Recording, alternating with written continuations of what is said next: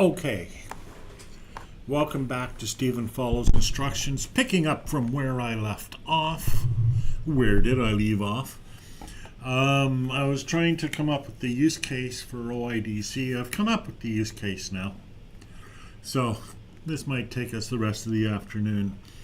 Here's my use case. I have a single page application written in JavaScript called CList. It accesses third-party services such as Etherpad. Some of these support login using OIDC. Can a user use CList to log into Etherpad in order to receive an access code and permissions, etc., to interact with Etherpad? It says yes. So, okay. First of all, preconditions. Etherpad is configured as an OIDC relying party, a client.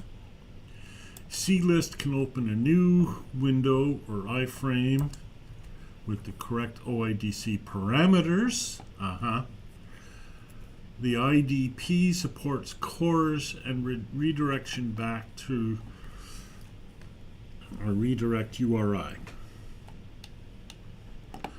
So, yeah, no, I'm not sure that. No, the IDP. Right, the identity provider. So, okay. So the flow. User triggers login from CList. This is all JavaScript. OIDC provider authenticates the user. Okay, what CList gets and doesn't. Okay, CList doesn't directly receive the access token. CList can check for successful Etherpad login by calling a test endpoint. If you want CList to handle the whole IDC flow, let's say that I do. Okay. It can also act as the OIDC client directly from CList. Register CList with your identity provider. Use response type code. Response type equals code. Yeah.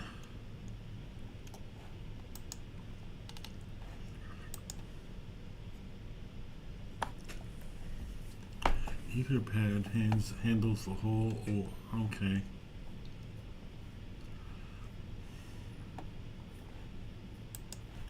Yeah, it's API. Oh, I see.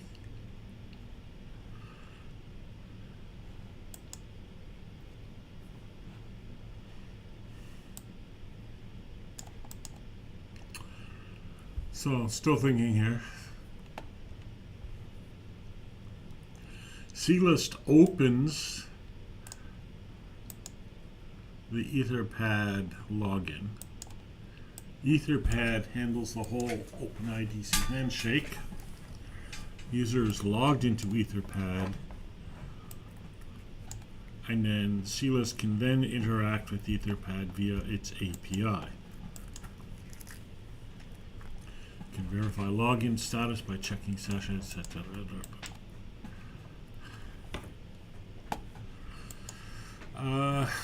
Okay.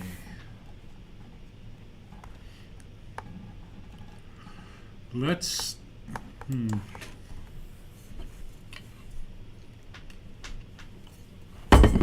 Well, let's think of some application that isn't Etherpad, so that I'm actually working on a different application, because I already have a more or less functioning instance of Etherpad in CList. So what would be a good, can you think of an alternative application that can be used as an editing as a collaborative editor that I can try this with. I don't know if it's going to understand what I'm asking. All right, okay, here we go. CryptPad or Nextcloud plus Collabra or OnlyOffice. CodeMD, FirePad, OnlyOffice document server can be embedded in an iframe.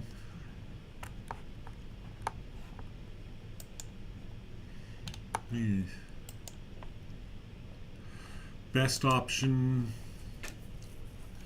HedgeDoc. It's a simple real-time editor, native OIDC support, API accessible documents, lightweight enough. Okay, let's set up HedgeDoc and configure with your OIDC identity provider. Okay, so I need an identity provider.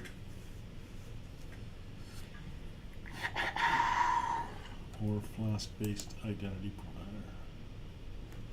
Okay.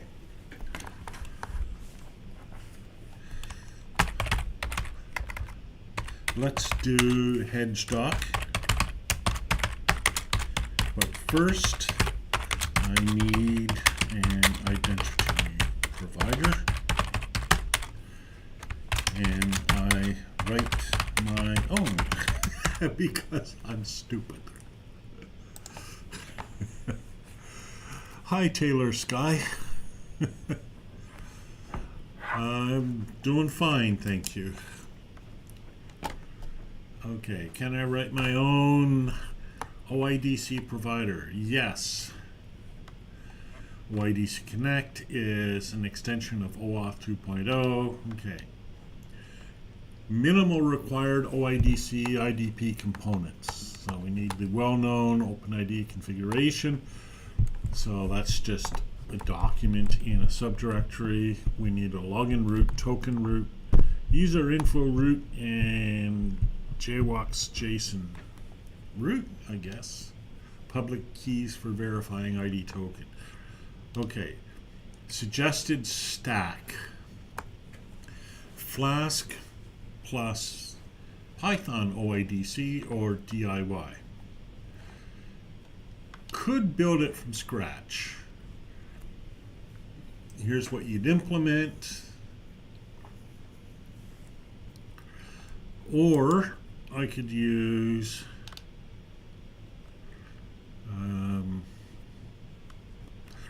and I'd just create my own auth.downs.co. Actually, I'd probably want to use mook.ca, wouldn't I? Might be better.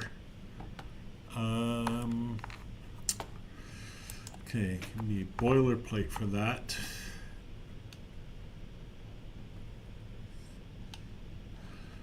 Okay.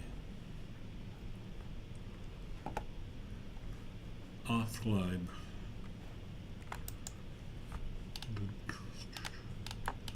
Next steps. Okay. Do you want to build it yourself with Flask, or do you want a fast working base? Okay.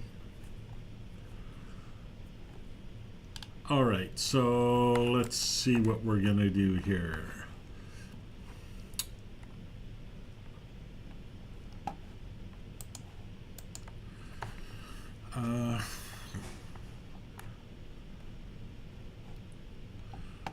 We're going to go with, what did they say? Authlib. Okay. Let's go with Authlib.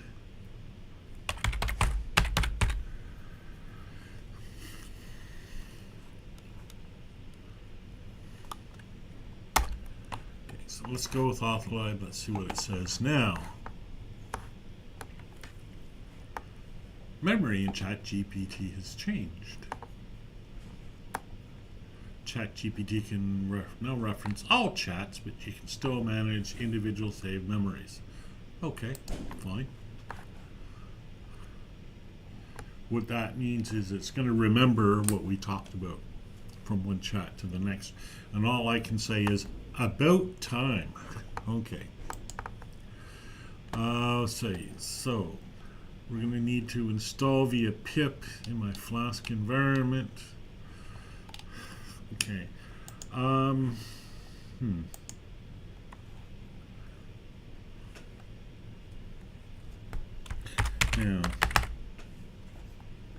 asking now, I have to scroll down. Okay. I have an environment where Flask is already running.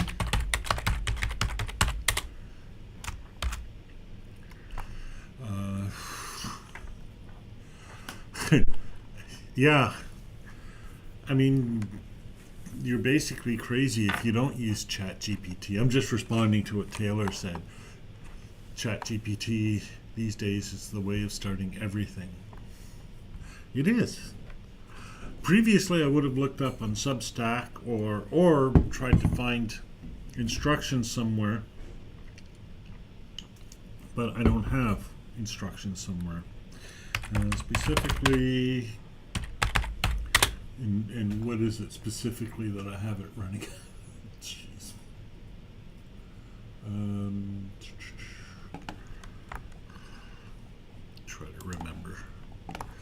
Trying to remember and not remembering. Okay, Visual Studio Code this and see if that toggles my brain a little bit. Half the problem with working at a job is meetings and other things that distract you from doing the job. Okay, and the other problem with working at a job is that things are so slow. Okay, oh yeah, right, I called it Flasker. And I forget where I put Flasker. It should tell me though. Let's see if I can remember where I put it.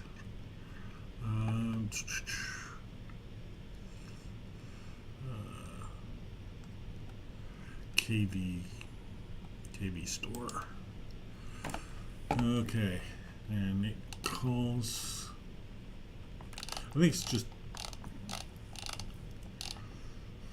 flasker.mooc.ca. Come on, work faster. I could be just using Ask Copilot here as well, but I'm not. Why? I don't know. There's no good reason for not using it. I think a lot of people are actually doing it directly that way rather than using the separate. But, you know, I'm an old stick in the mud. Okay.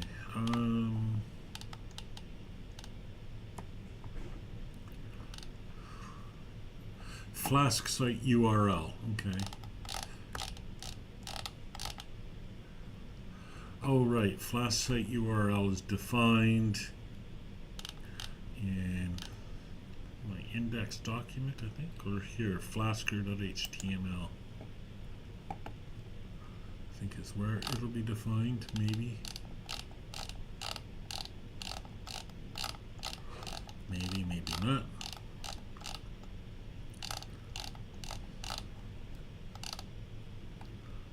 There, datastore.downs.ca. Okay.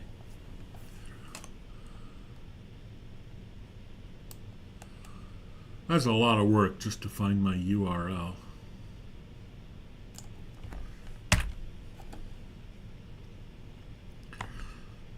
Okay.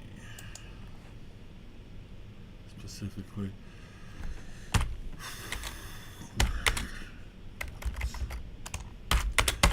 Is there a way to run a second Flask server on the same server? You know what I'm asking. I don't know what I'm asking, but you know what I'm asking. There are special chat GPT models at different workplaces. Oh yeah, yeah. I like to think that I tell chat GPT that I'm working in something and it finds that environment for me. So I don't have to set it up. Okay. Yes, you can absolutely run multiple Flask apps on the same server, including under different domains or paths, even without starting a second web server process. Here are the 3 best options based on your deployment. Now, let's be clear. My deployment is pretty darn simple. Okay, add as a blueprint, then an OIDC provider. Okay. Clean, no new process, kind of like that. Run 2 Flask servers on different ports with reverse proxy, or run OIDC on a subdomain like auth.downs.ca.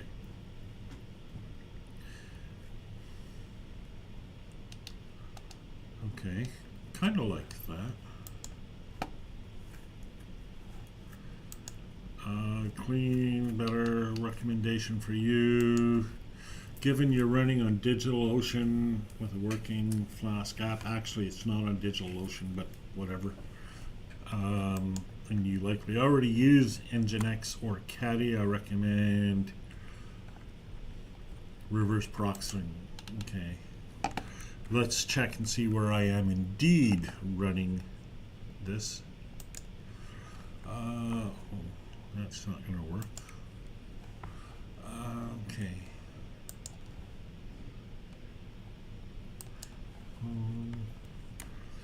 Pretty sure I'm running it on Reclaim.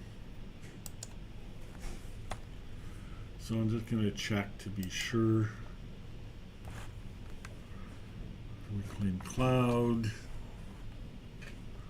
This is where I'm running a bunch of my stuff.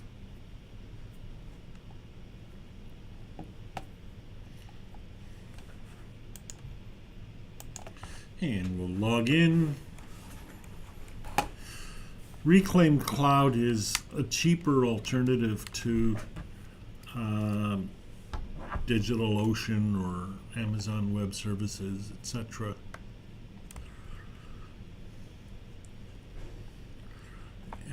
It uses a cloud service called Virtuoso. There's Flasker, so there it is, and I am using a load balancer. Okay. Okay. So let's come back here. Yeah, do I want to do that? I like the idea of just running different Flask applications under different subdirectories. I don't know. It's like I don't know what I'm doing. Just thinking, I don't want to go all the way back to ground zero. Complete Nginx config template, how to reload Nginx test.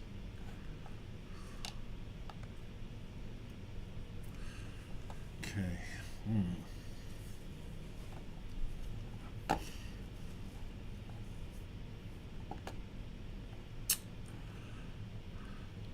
I don't know what I want to do. I need to think about. See, this is the stuff that ChatGPT doesn't answer for you. I mean, it's going to make recommendations, but I'm not really sure I want to do that. All of that.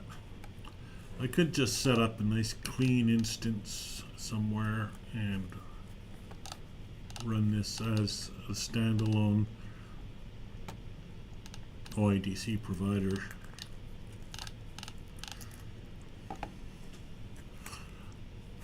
Thanks for the encouragement.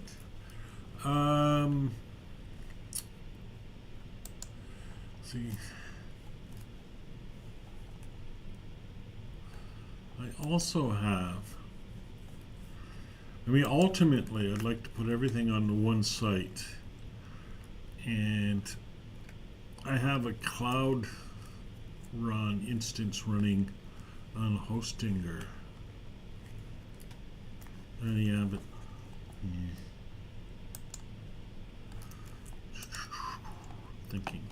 thinking. All right, I don't want to. Let's do the subdomain.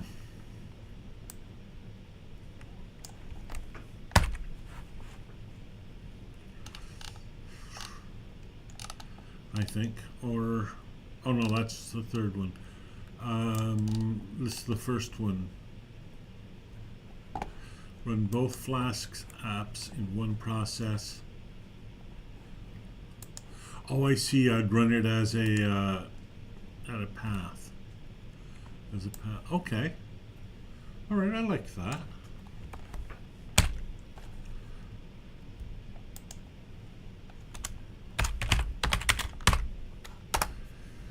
Okay.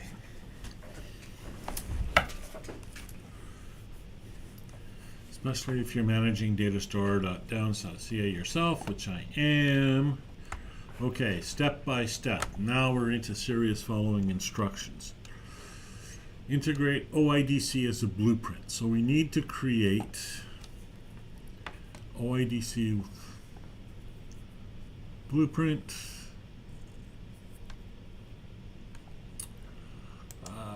Okay, so why am I importing authlive JWT from authlive.jose?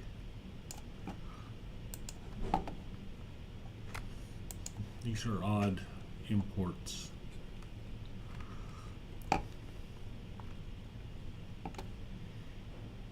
So if we come back here and we look at Flasker,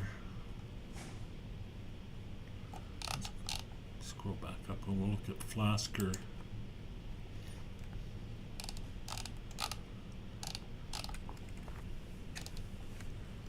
Or we're not actually importing JWT here, are we? Oh, let's wrap so that we can actually see everything. Word wrap. I'm thinking like switching to Linux, like I'm feeling for developers, especially if they want to get comfortable with terminal and setting up things. Linux is the way to go. Absolutely, Linux is the way to go. You definitely want to, for anything server side, you should be working on Linux.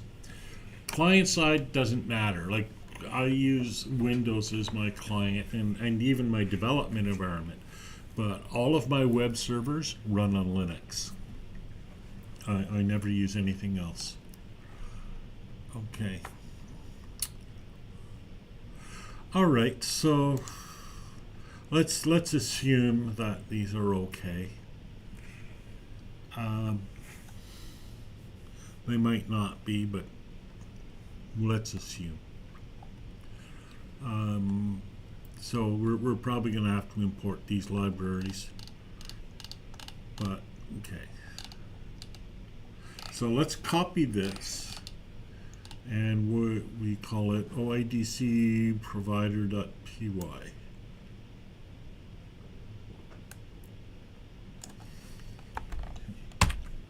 So let's create that, and we'll put that in Flasker. So we'll create a new file called OIDC provider.py, and we'll take this code, copy, and we'll put it in here. Okay. So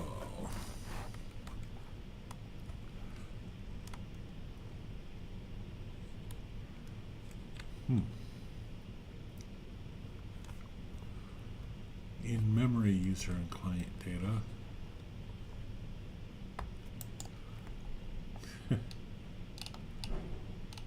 It's a bunch of interesting stuff. Maybe token. All right. Let's just close this so I have more room to work with. There we go. Windows 10 is running dead end this October anyways. That's quite right. And I'm not sure what I'm going to do. The computer I'm on right now is actually running Windows 10. It's not compatible with Windows 11. It's an old Dell XPS type machine. It's fairly old now. I have Windows 11 at home, so that's better. But working in the office, I'm on old technology. So I'll probably have to upgrade computers. But yeah. So it sounds like you're thinking of using Windows or Linux as a desktop application. Can do that. It's a bit harder. Well, it's a lot harder. That's my experience. Now, it's been a long time since I've used Linux as a desktop application, to be honest with you. So I still remember the days of KDE or GNOME as Linux desktop Windows managers. But I don't know what the modern day equivalent would be. But I mean, yeah, if you booted it up with with Ubuntu or something like that. Ubuntu is my Linux distribution of choice. Okay, import and register in your main Flask app. Okay, from Flask, import Flask. From Oidc provider. Alright, so let's see. Oh, I should save this. Control S. Alright, so here's my main. From Flask, import Flask. Already does that. Yeah, I think it does have a friendly GUI.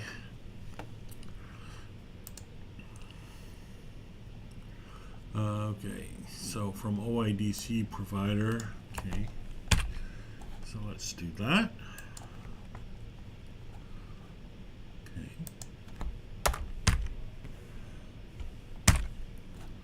All right.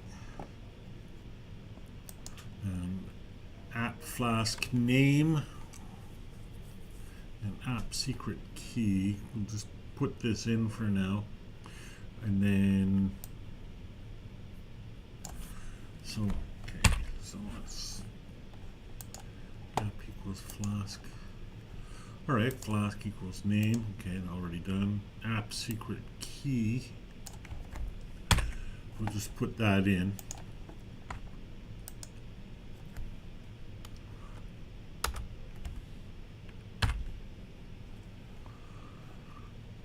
Don't think that'll break. And then app register blueprint. Now I have another blueprint there too somewhere, don't I? Yeah, here we go. Register blueprint oadc.bp, which it doesn't seem to like yet. Right, because there it is, right? Okay. From OIDC provider. Okay, what this gives me these routes. Okay, in other words, I can run these as commands on data store. Okay, now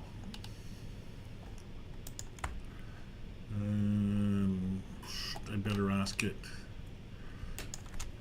first what libraries do I need to load using it, because otherwise it's just going to generate an error. Pip install authlib. It covers Flask, authlib,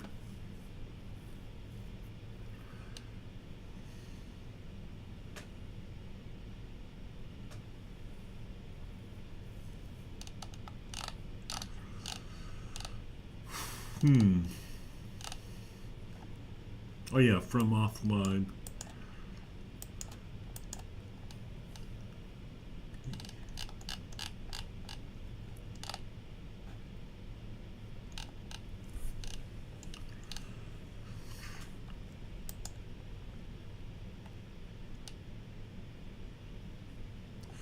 But to get started with the minimal example, you just need, but I'm actually seeing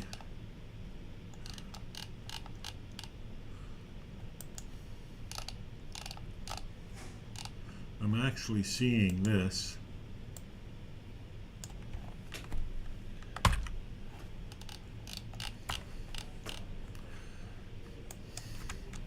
I'm actually seeing, and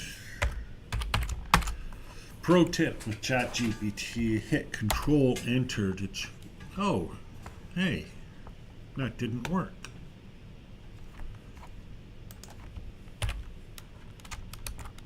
Oh, Shift Enter to, not Control Enter, Shift Enter to move up in my script. What do I import for these?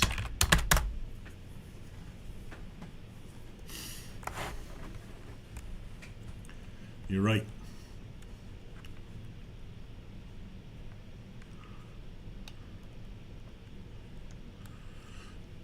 Okay. Pip install, offload pip install.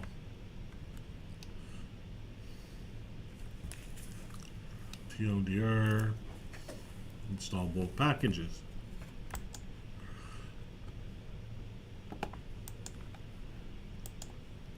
Unless you're in a bare bones virtual environment where Workazug wasn't pulled in by Flask, rare if needed. Okay, I get you. Alright, so let's do that. So, we'll come back to my environment. I need to go into my application server with WebSSH. Could just SSH into this with PowerShell or terminal, but this is easier. Okay, so I've installed Offlib and I'm going to need to restart, but let's load these scripts first. So I should have FTP. Again, is there a better way to do it? Of course there's a better way to do it, but this is how I do it. Because I'm an old guy. Flask. Log in.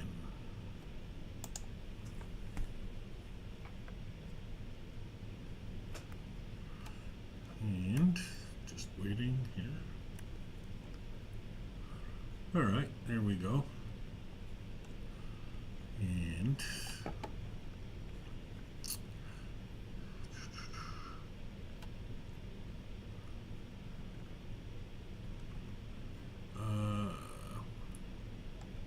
pretty sure it's not just Flask here.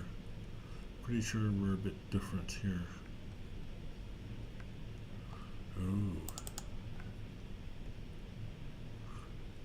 So that's from last August, yeah. As long as it works, yeah, that's my role too. Okay. Let's see.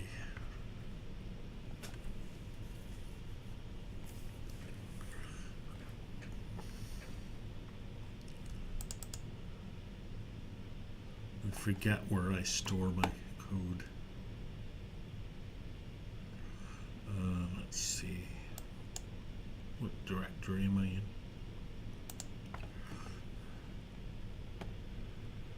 CList assets.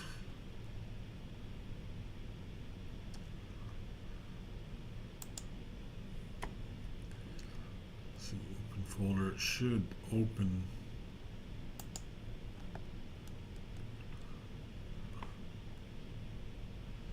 Website. Okay. Website down CA, CList, and then the rest of it. All right. Oh, my cursor is so slow. Okay, so see websites.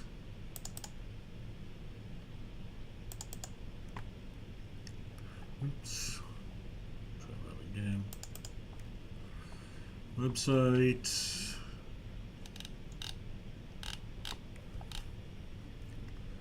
There it is.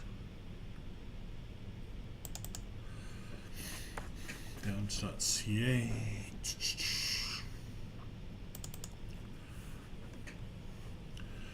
You may think that it's the video that's really laggy. No, it's my computer. Just so you know. Okay, CList. Flasker.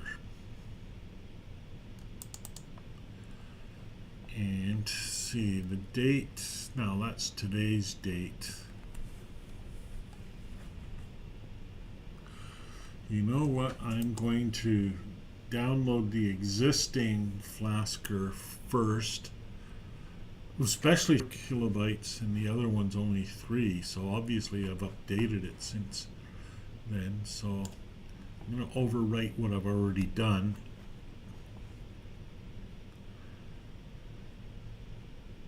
And then we'll go back into app.py. Okay. Oh, well, in fact, let's just close it.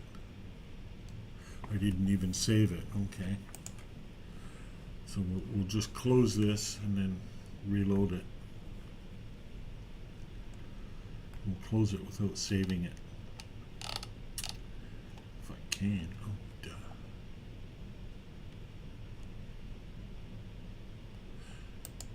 It won't let me close it.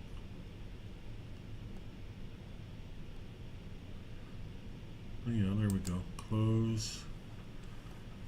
Yeah, I don't want to save the changes because I'll be overwriting other stuff. All right, now let's open this.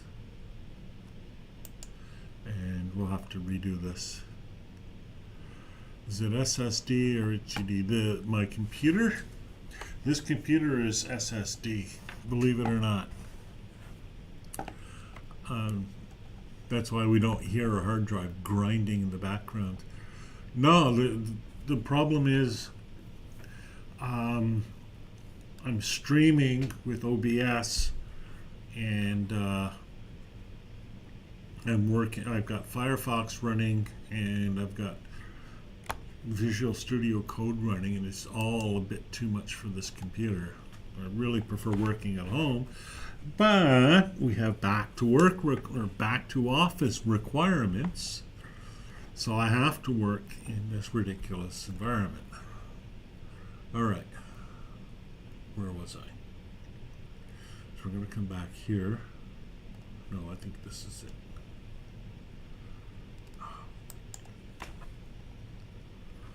All right. So, okay, here we go. In app.py, okay, now we already had this, so now we need to acquire this. So again, we've already done this, but yeah, you see this.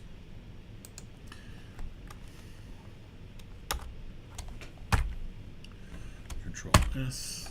Well, I didn't need to do that, but okay, now the app Flask we already know is there. Just put this in. We haven't replaced it with a secret yet, but oh, how can that be?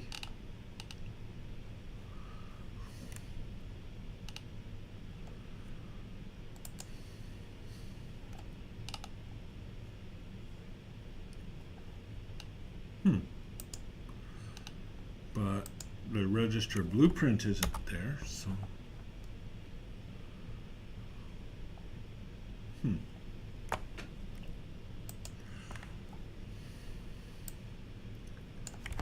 okay, I guess it must have been there already, and I'll save that. I'm just gonna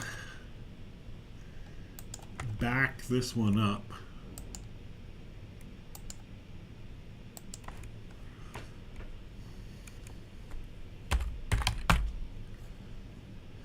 Before I overwrite it. Always back up.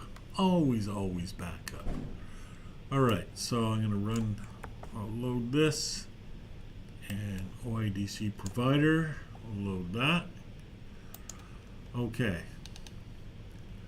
You can now point hedge.docs OIDC settings. Oh, well, I'm going to need hedge.doc first, but one thing at a time. Okay.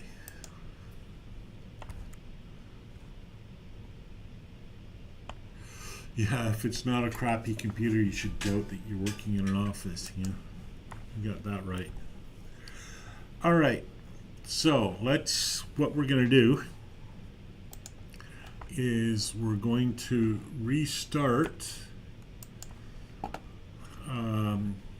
this application server, and that will implement the changes.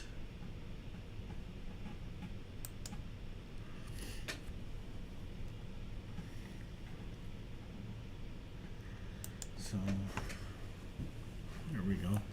And this payment thing is just a reminder that this is not always the cheapest hobby in the world. It's not really a hobby, it's a job. But it's a fun job. Except when the computer's crappy.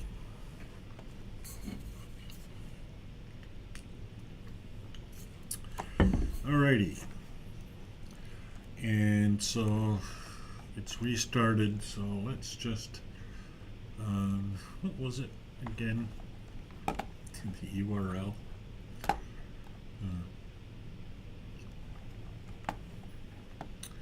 What a moron. I think it's just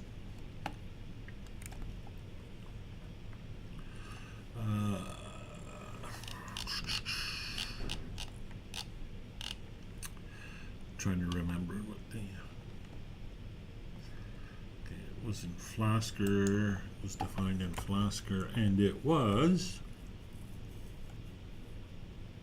data store. Okay, so let's just check data store and see if it's running or if it generates an error.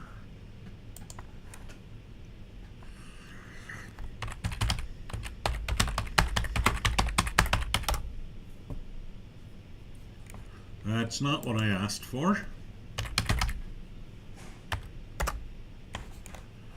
And all right, it's running. Good. Bit surprised I'm getting that as a result, though.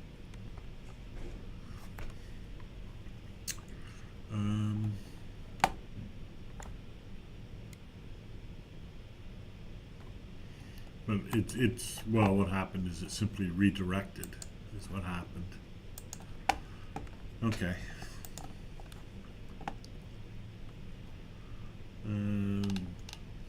I think I had a basic route. Oops, that's not it.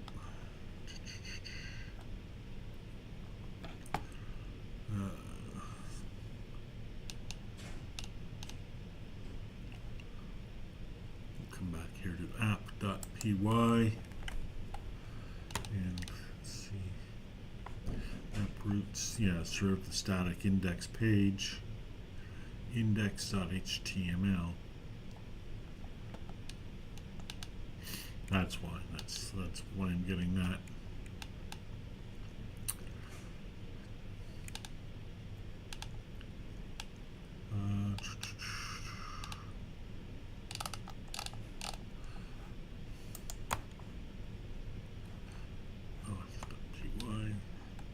There we go. Let's try the root register.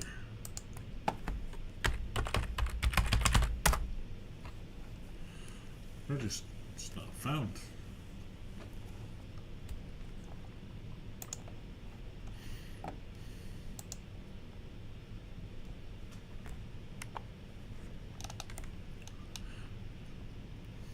Maybe I'm just misunderstanding how my own site works. Let's see. Well, let's try it this way then. ple.nuke.ca. That's the main application. And that's not even. There we go. So log in. Okay.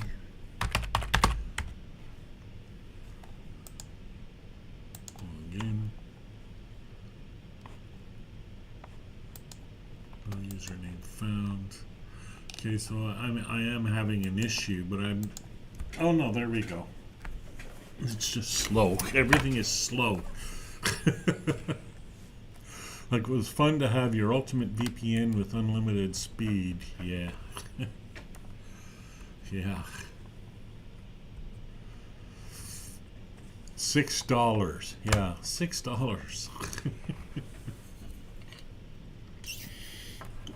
One thing that they don't like you to do from an office is run your own VPN off your computer.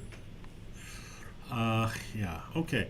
So I've implemented that code into my Python script and nothing broke. So that's good. Okay, let's go back to where we were. Okay, what gives you is all of this. You can now point HedgeDoc's OIDC settings. So I'm going to need an instance of HedgeDoc. So let's go find HedgeDoc and see what it says about using it.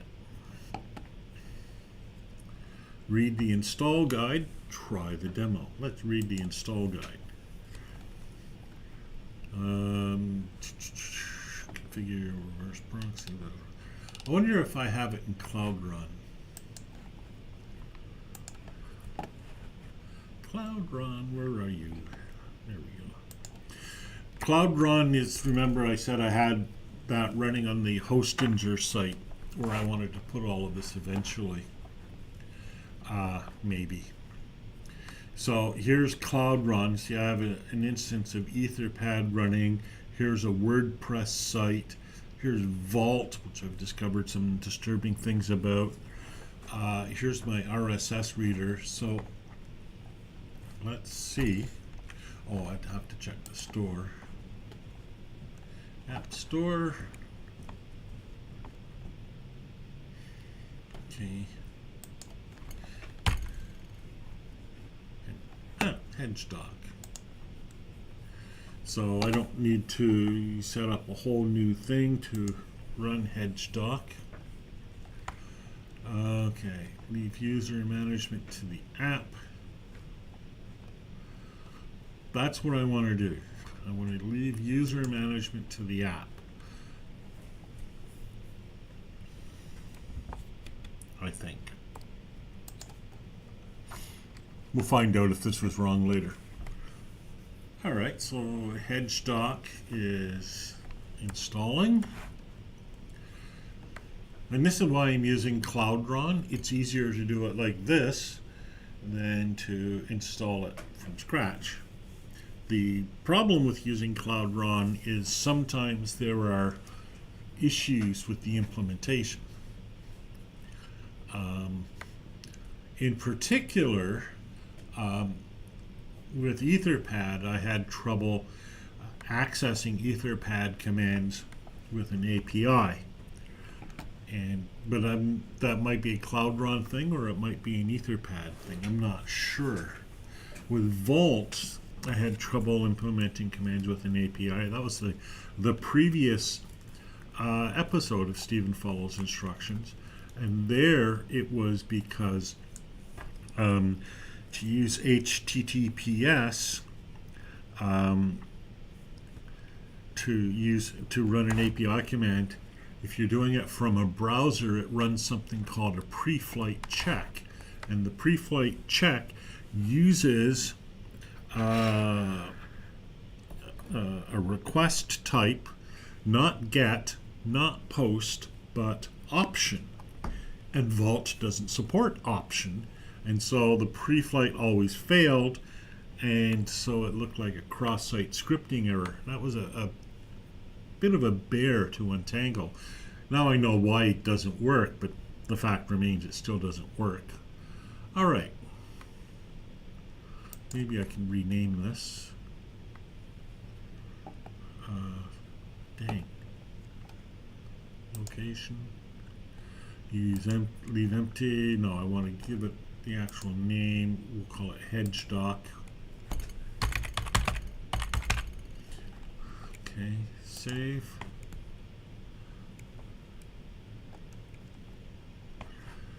All right.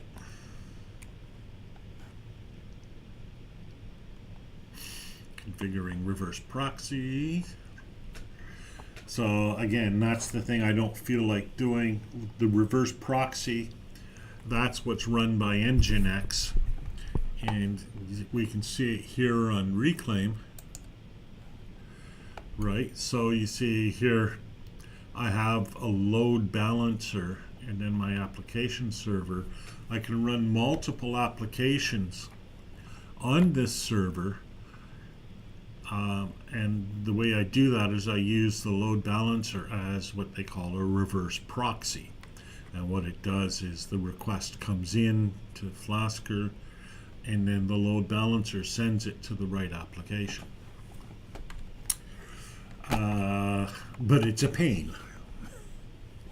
It's very much a pain, and I don't precisely know how to do it. I could probably figure it out, but it's a pain. All right. So, and see, here we go. Configure your reverse proxy, configure hedgedoc. If you didn't disable local accounts, I don't think I have, you can use the sign in button to create an account, log in, and start using hedgedoc. So, let's come back to Cloud Run. Did it not save?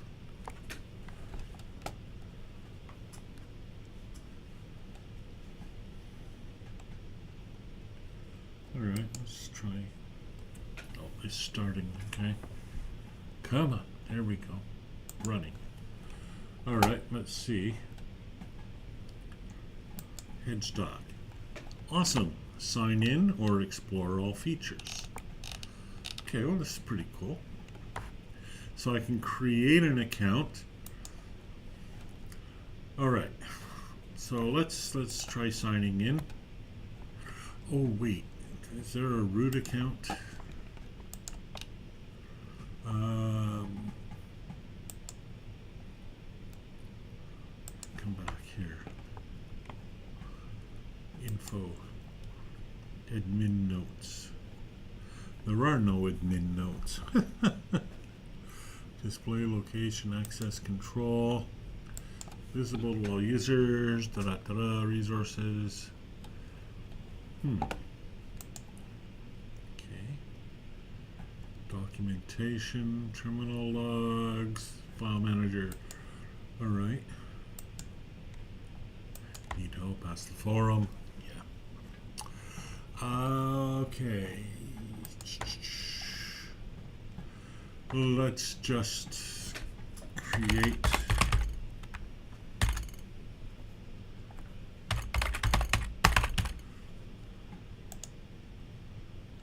Oops, that's not what I intended to happen. Let's try that again.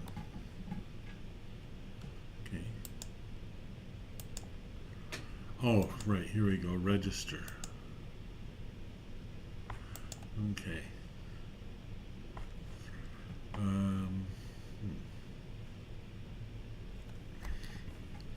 Hedgedoc, right?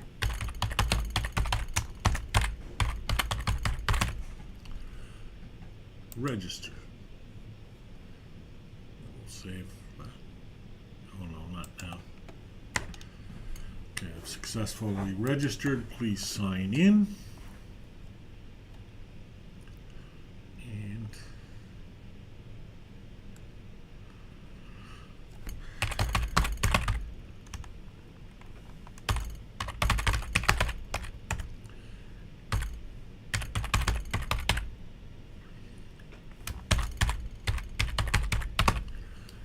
sign in.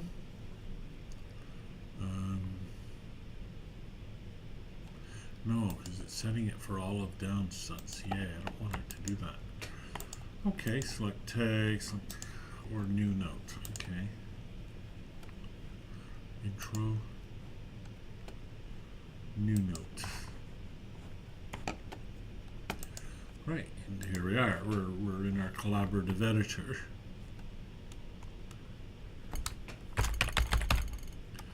Right. Okay, that's nice. Oh, and this side is editable too, I suppose.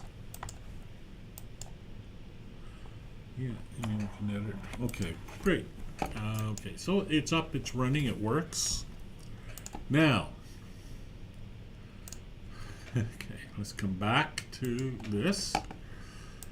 You can now point Hedgestock's OIDC settings to. Alright, so I've copied this. So how do I change Hedgestock's OIDC settings to? How do I change Hedgestock's OIDC settings?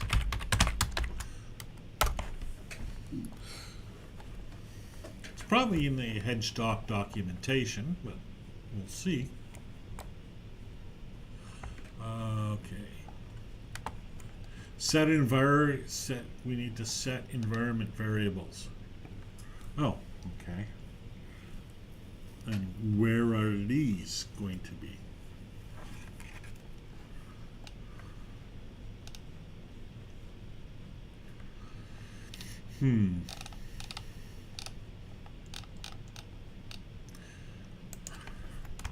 I am running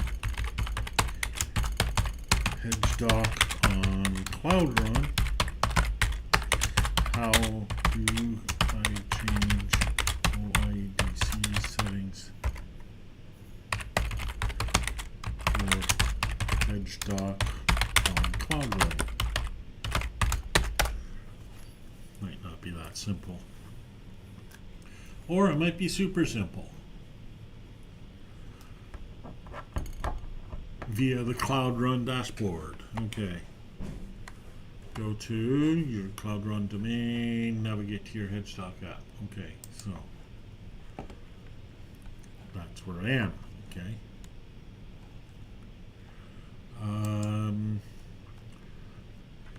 Open the app configuration.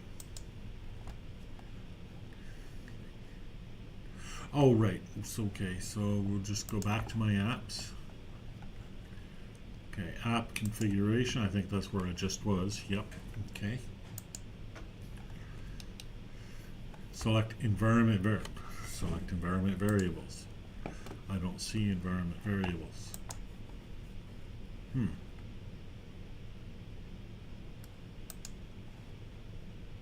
Stop, logs, terminal, file manager, documentation.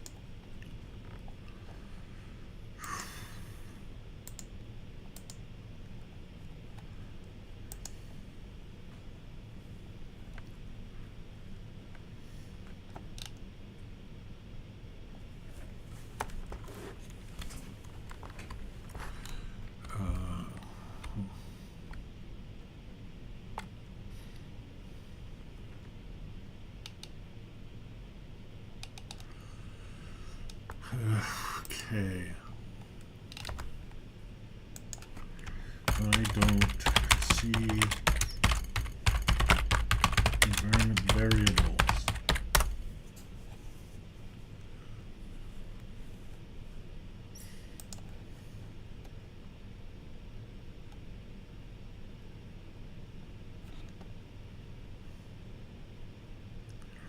Updates, cron, display, location, access control, resources, storage, graphs,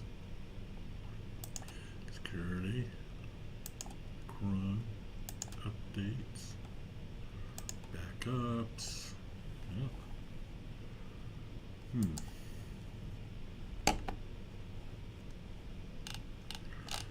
It said nothing.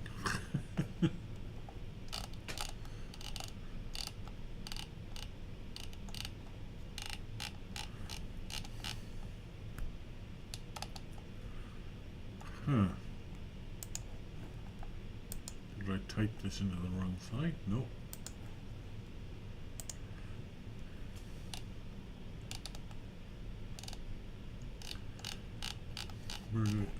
Oh, did I type it into? No. Well, that's really weird.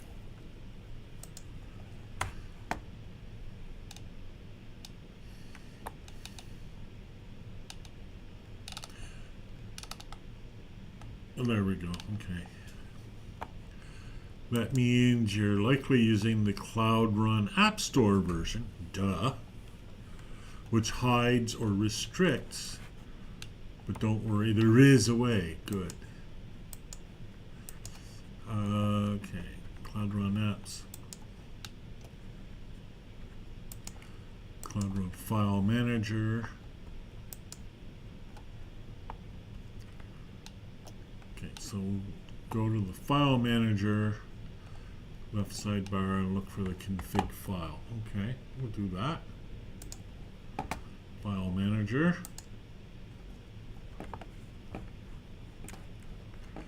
Look for the config file. Oh, we have to wait, of course. Config.json. Okay. And is there a way to edit this? Open.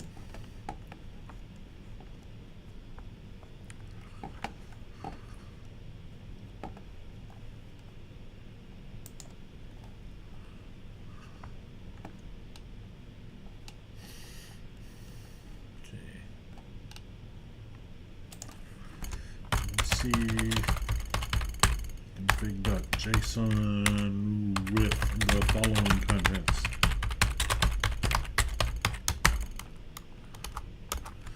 And I'm going to give it the contents because that might help. We'll pretend I haven't just exposed the session secret here. Hey, this is all for the purpose of experimentation, so nothing being run even remotely in production here. Excellent. Now that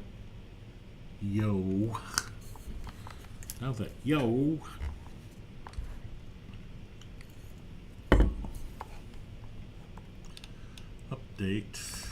Okay. Under production. Oh yeah, okay. I just said it wasn't running under production, but we'll ignore what we just saw here. Production and auth. Oh, okay, so we put the whole thing here. After session secret. And see, 1 bracket, 2 brackets, 2 brackets.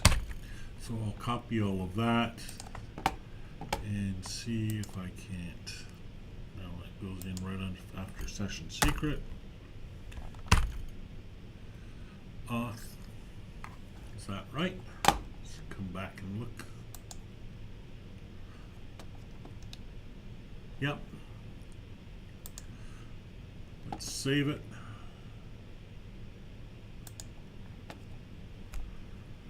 And we'll close the file. And it's probably a good idea to restart app. And let's hope we haven't broken it, but it doesn't really matter if we did, right? That's the fun of this playing. Okay, so I imagine it's restarting at the moment.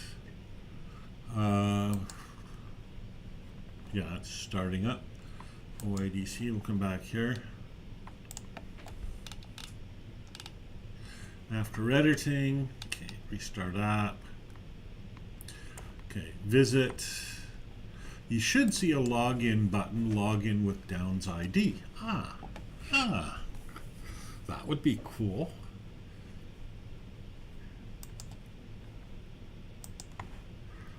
Okay. So let's try running it again. So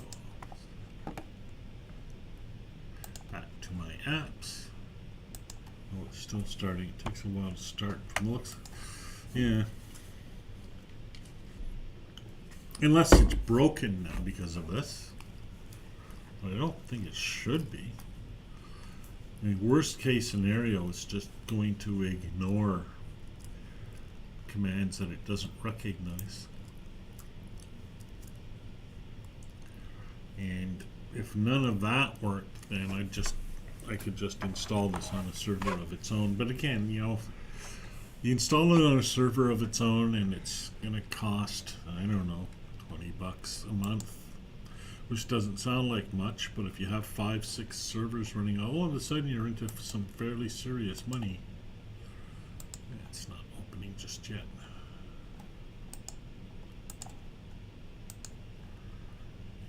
It's currently not responding. Maybe I did break it. Let's check the logs. Are there logs? There must be logs.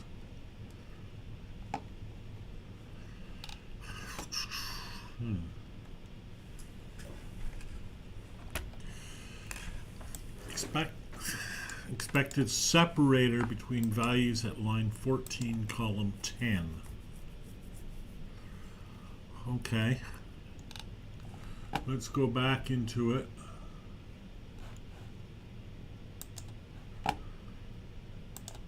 File manager. Oh, I think I know what I did wrong.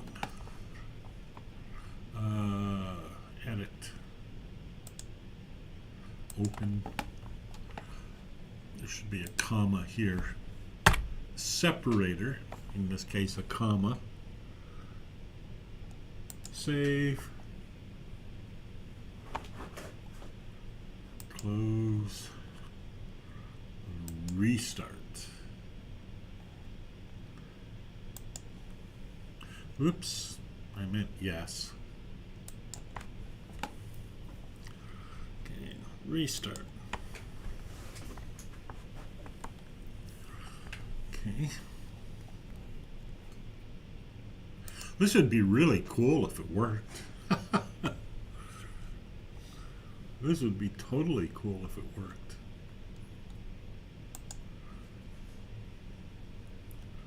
All right. Should be restarting. Running. Ah, that's much better. Try to go into it. Okay, let's log out. Sign out. Oh, isn't that interesting? Okay, sign in.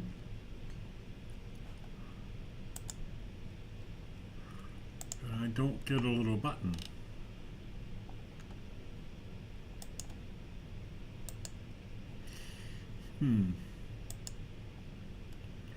Register. No. Why don't I get a little button?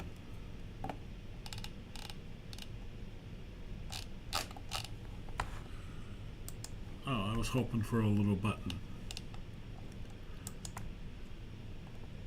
You should see a login button. Let's try restarting or reloading the page.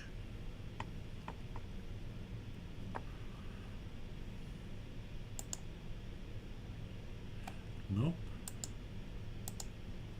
Oh, choose method. No.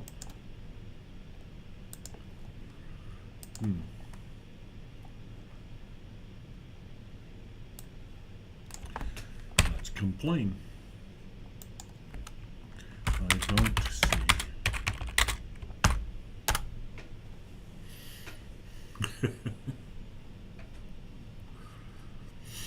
So that's what's better with these instructions than with regular instructions, is if these instructions don't work, I can complain and I get some results.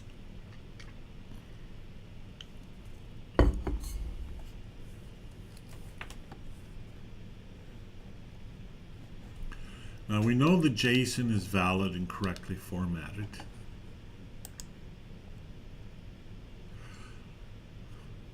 Must be nested correctly under production.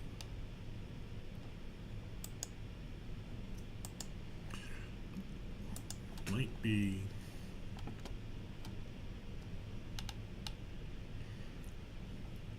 if auth is misplaced or outside production, it will simply ignore it. Yeah. It does appear to be simply ignoring it.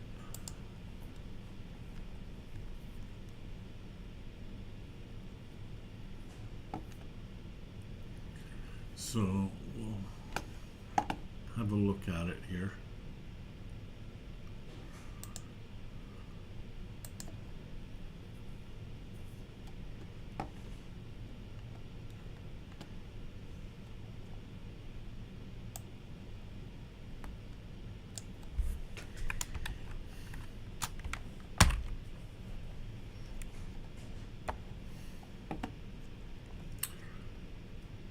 Let's ask it if this looks right.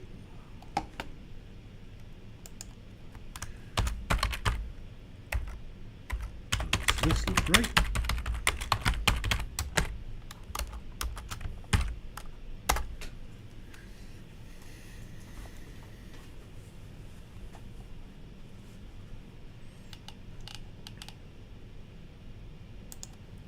Yeah, it's happened before where I entered it and yeah, just everything disappeared.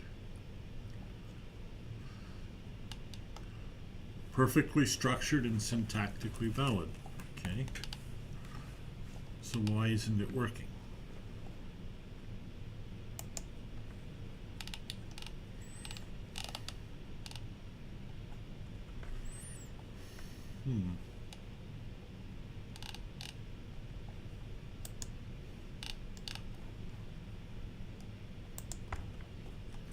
Like I said at the start, sometimes there are issues using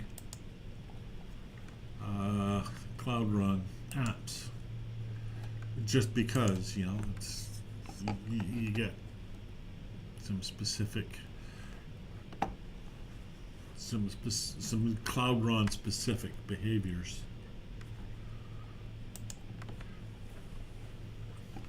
Let's go back to my apps. And I want to try to restart it again. Okay. I'm going to stop it. Stop. Because, you know, it might be a soft restart versus a hard restart. It's possible. Start.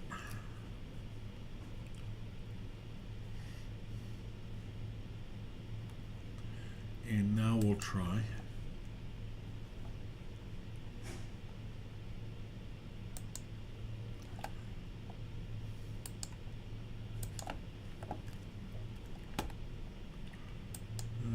Okay, in stock. We'll try signing in. No, we still don't have, we have a choose method.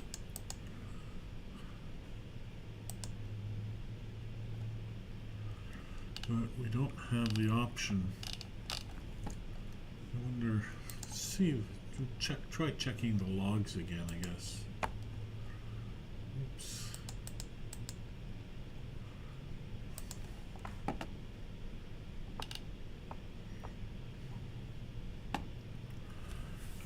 Okay.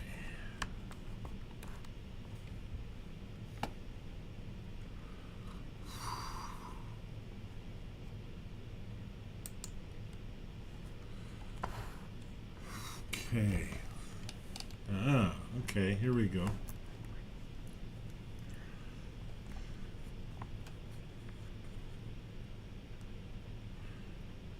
Okay. Insert existing is up to date.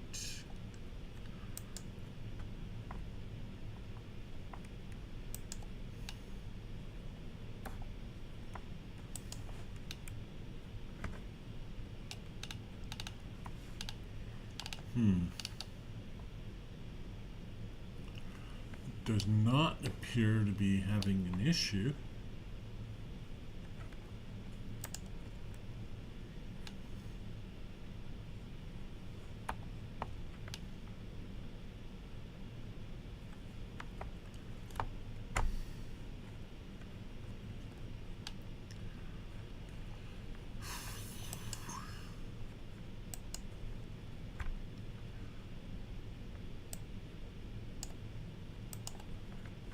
I'm not seeing any errors here. And yet I'm not seeing the box.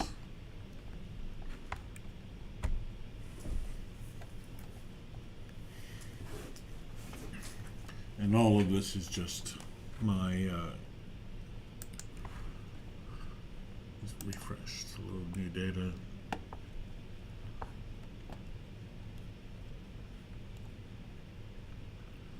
Offline, one online, guest Cherokee, that's me, in another window.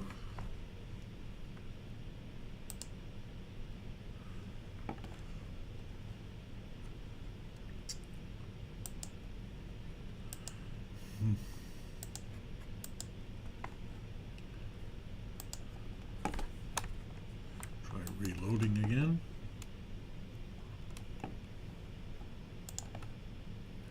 No, it still doesn't.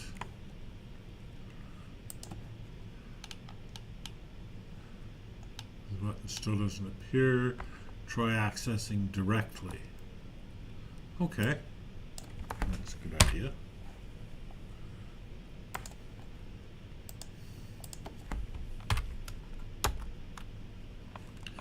"404 not found."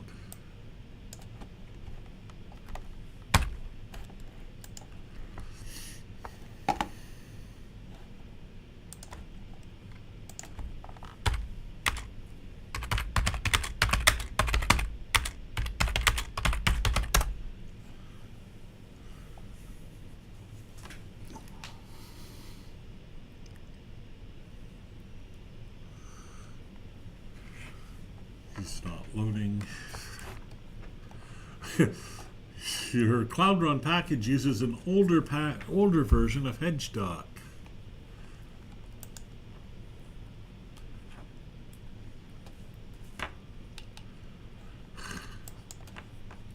Great. So we'll double check the code. Okay. So let's go into the terminal. Into the terminal. That's not it.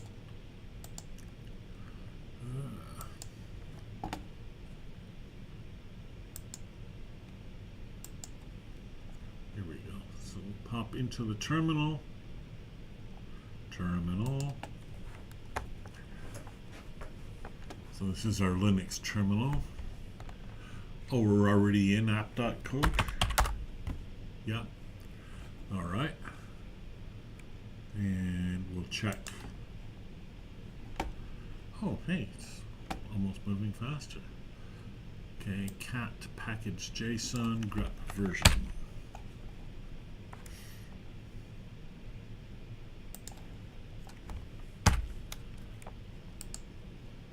Paste. You silly thing.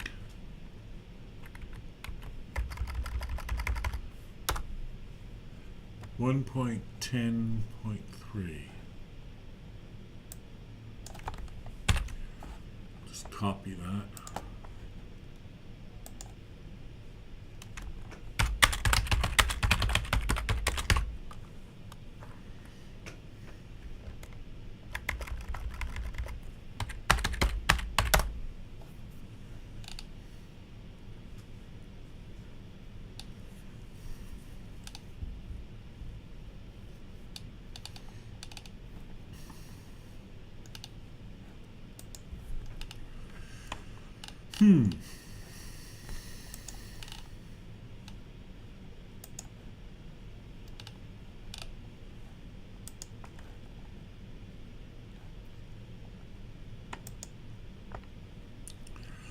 Okay.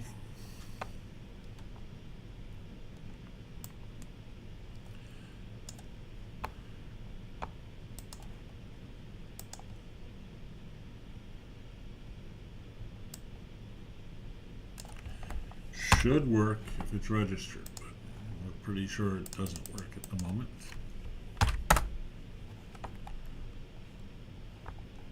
No.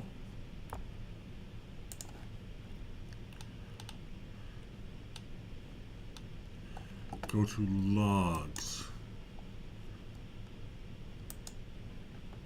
Okay, well, we did that.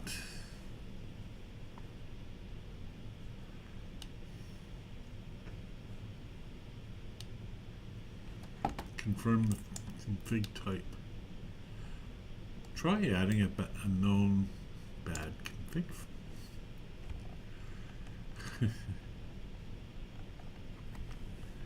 That's a good point. Okay, we'll do that. We'll just check.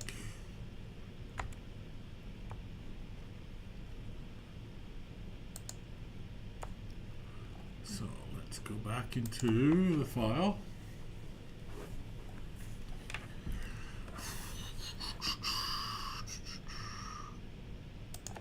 We'll open it again. Throw something. Well, no, we know it was being read because it failed on that comma.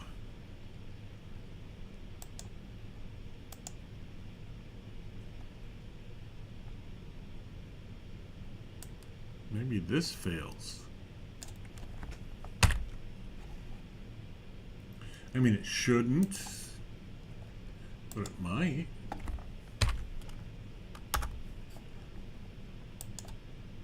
It was not found. Okay.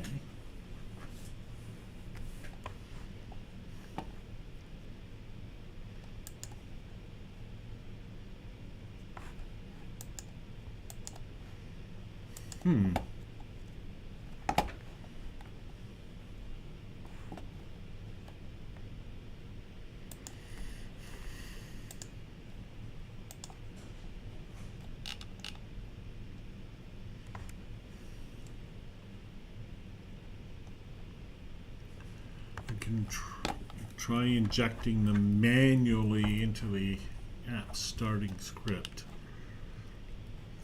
Yeah, that's not great.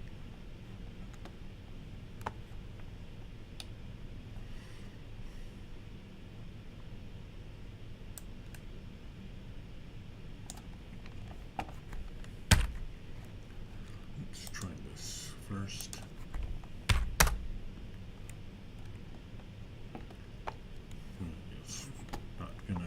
It's not going to happen.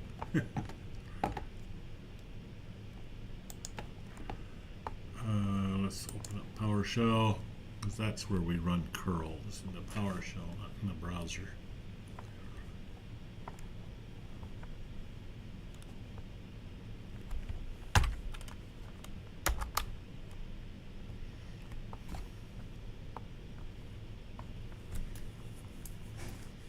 And we wait because, I don't know.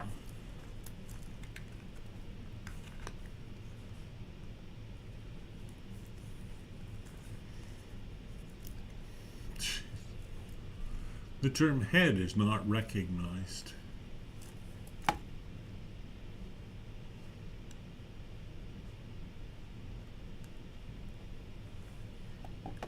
Right, because it's a Windows thing. But also,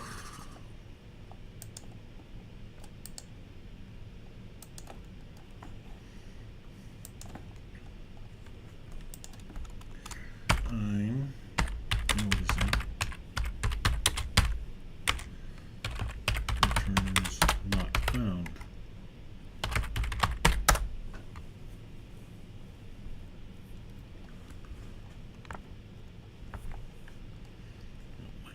Is getting bad, and my cursor is getting unreliable.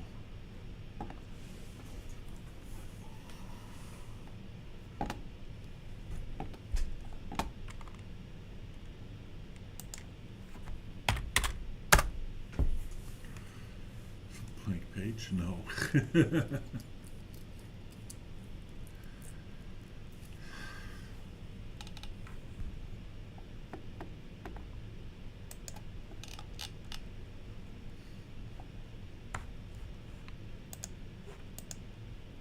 Come on.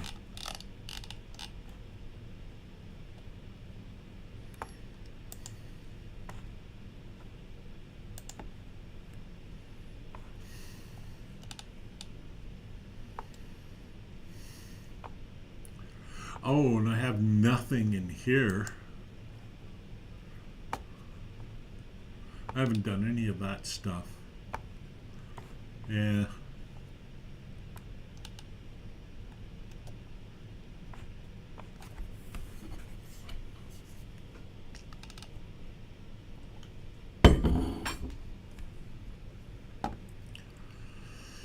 Okay. I'm going to call it an episode here. I don't think I've completed setting up my OIDC provider.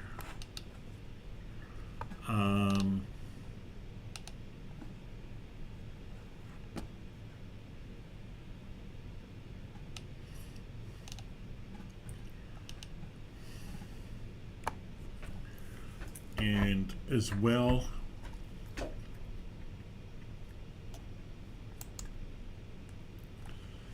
if that line is missing, your endpoints won't show up. I bet you I haven't done that. I better check that just in case, because it really should have generated an error of some sort. I'll come back to app.py and just make sure.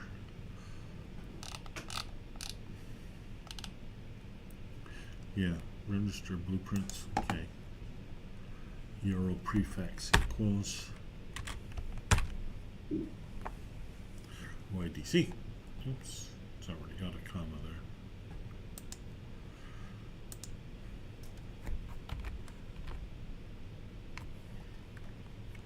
there. Control S and save this, and then we'll restart this. Reclaim application, restart.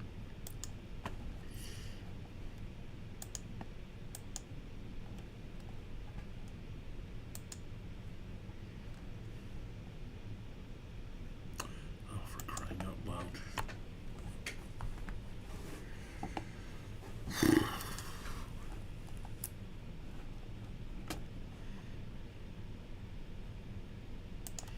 It might not have even saved.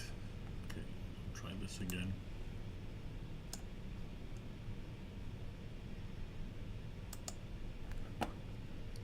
And I'm going to have to restart it again.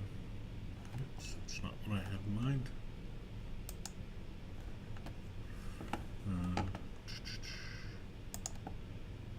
No, this.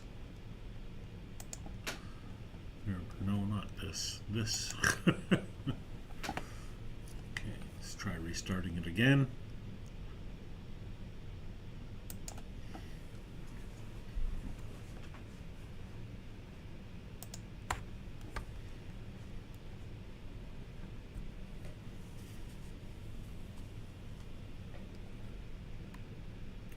And we'll try accessing that file again.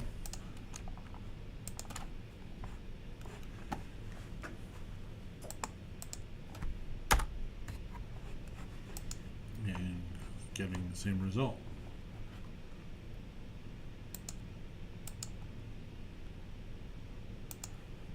At least I assume it's the same result.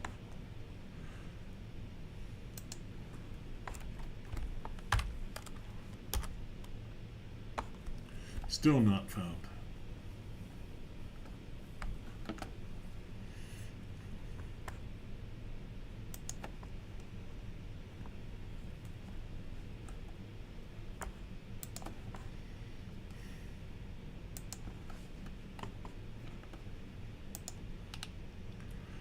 Okay.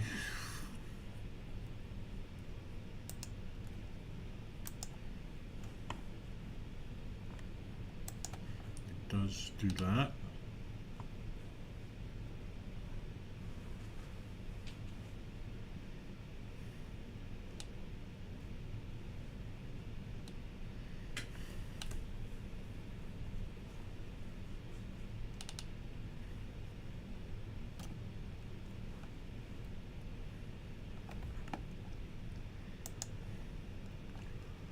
OIDC blueprint.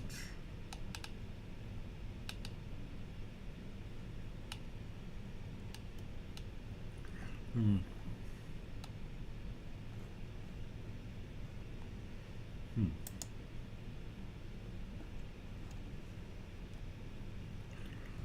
Your OIDC provider defines. Okay, let's check that.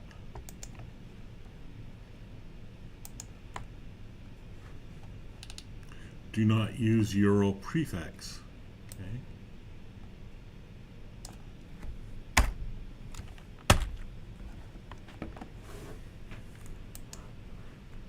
We have the in memories. Okay.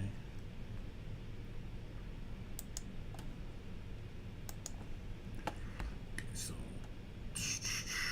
OIDC provider. Beginning to understand these blueprints a little bit now. So that's kind of cool. And now we'll have to restart it again.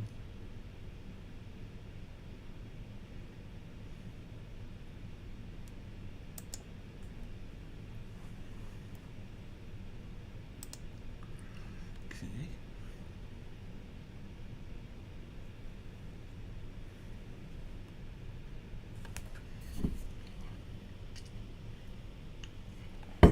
Okay, now we'll try running the URL.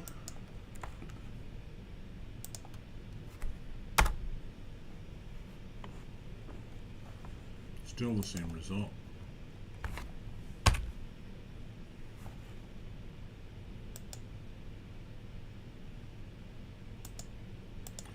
Just try to wind down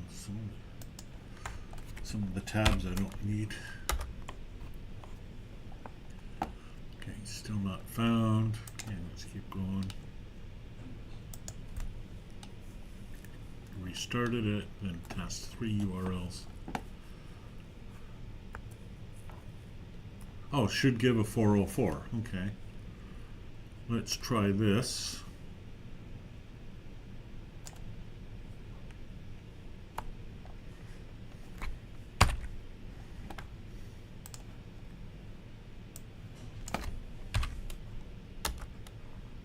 Username. Aha!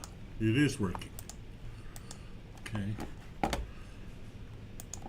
And I haven't defined the well-known file, so. But let's see.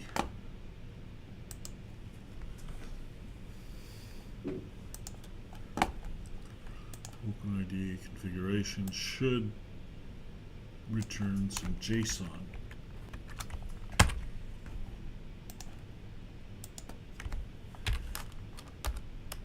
And it does.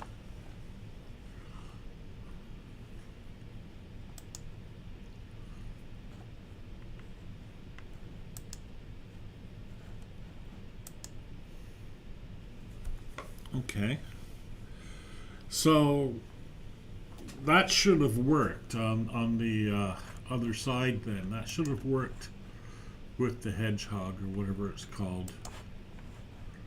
So I don't know why it didn't, but we're at 4:21 p.m. I've been working on this long enough. So, but I've gained some understanding of what I'm trying to do here. And actually, this could be pretty cool. If I can just, if I have a person who's using CList and they click on Hedgehog and it signs them in using OIDC with the CList as providing the authentication. So it's like my CList becomes an ID provider. It gives me my CList becomes a single sign-on provider. That's way cool. That's better than I had hoped when I started today. So all in all, even though it didn't work, probably because of some weirdness with Cloud Run, I'll test it outside Cloud Run later.